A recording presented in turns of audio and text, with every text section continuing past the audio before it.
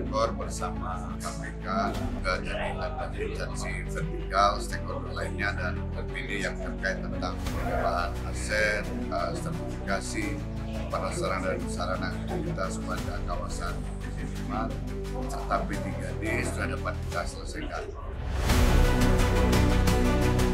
Target kita ini memang menertibkan seluruh aset-aset yang ada supaya itu menjadi tertib, terinventaris, dan juga itu bisa untuk meningkatkan PAD serta kita bisa merencanakan pengelolaan aset kita dengan baik untuk melayani masyarakat maupun untuk bisa meningkatkan PAD itu sendiri.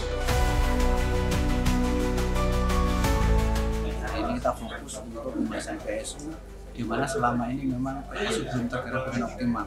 Pertemuan hari ini menyepakati beberapa hal yang nanti penyerahan PSU yang merupakan kewajiban dari para pengembang untuk diserahkan kepada pemerintah daerah yang akhirnya memberikan manfaat kepada masyarakat atau penghuni.